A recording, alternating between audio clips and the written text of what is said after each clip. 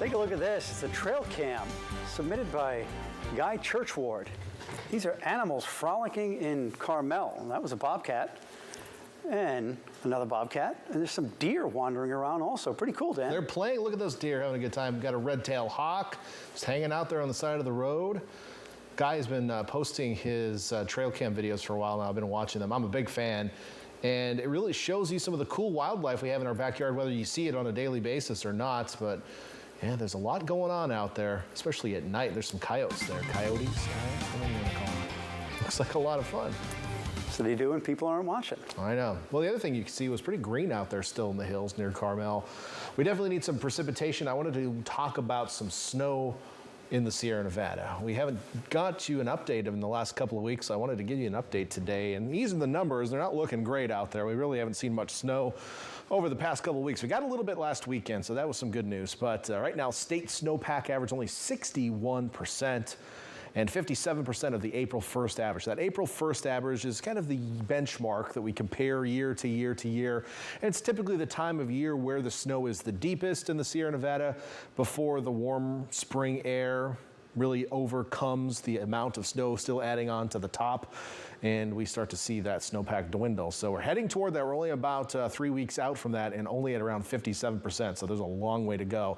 And that's why oftentimes we look for March to be a miracle. Sometimes if it rains a lot in March, they call it a miracle March, but right now it's not looking great. Next week, not looking all that wet. We do have some chances of precipitation, so let's talk about that. We'll start with what's going on out there right now. We have a big ridge of high pressure, which is kind of settled in just off of the west coast here.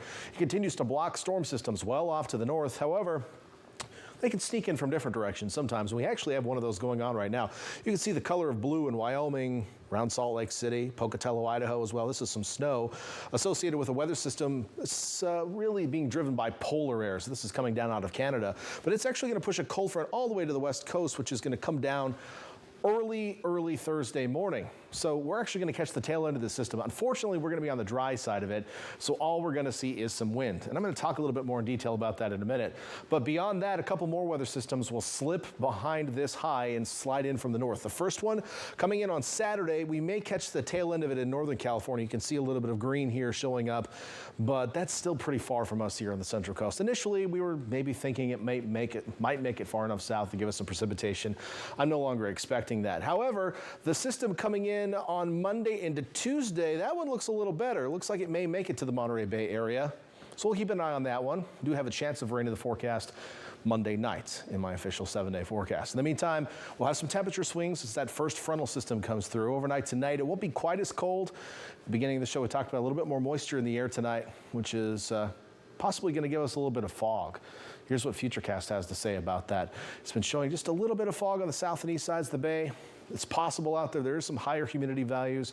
Other than that, mostly clear skies expected overnight and then throughout the day tomorrow. But what you're going to notice tomorrow is the wind. The wind will start picking up out of the northwest. We'll start to see that onshore flow much earlier in the day tomorrow than we did today. Today it was like 70 degrees in Monterey by like 11 a.m. It got pretty warm pretty quickly. Tomorrow, it's not going to be the case. You'll have onshore winds throughout the day. That's going to keep the coastal areas cooler. And those onshore winds are actually going to increase as we head into the evening hours. And they're going to push some moisture into the hills late tomorrow night and probably make some clouds out of it. So this is by 6 p.m. tomorrow night. Northern Santa Lucia's, the Gavilan Range, maybe even to some extent the Santa Cruz Mountains, seeing some low cloud cover and maybe even a little bit of drizzle in the higher elevations. Probably not so much down low, but you might squeeze a little moisture up in the hills out of it, which is some good news. But the winds will shift offshore overnight tomorrow night into Thursday morning. That's going to be a drier northeasterly wind, which actually may increase the fire danger a little bit on Thursday, unfortunately, and it will be quite blustery over the mountains.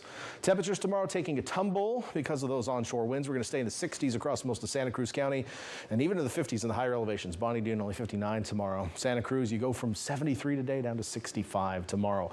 Watsonville back to 65 as well. Salinas 65, upper 60s Gilroy, Hollister, low 60s back toward the Bay Shore. Over to Monterey, the peninsula, staying in the 50s tomorrow in Pacific Grove. We hit 71 in Monterey today, down to 60 tomorrow. Much cooler air coming in off the water throughout the day. And then farther south, we'll see those highs staying in the 70s in the far south, but generally a much cooler day with 60s for most locations. Over the next 7 days, again, we're going to be dealing with the wind over the next couple, but the offshore winds may warm us up a touch Thursday into Friday. And then clouds will be on the increase Saturday and Sunday with a system moving by to the north. And then late Monday, we might have to shift this to Tuesday eventually, but late Monday to Tuesday, we do have a chance of some rain. However, I don't expect it to be all that plentiful. Inland areas also cooling off for the next couple of days, settling in with mostly seasonable temperatures really into the weekend. Although I think Friday morning is going to be pretty cold with that drier air in place, so just keep that in mind.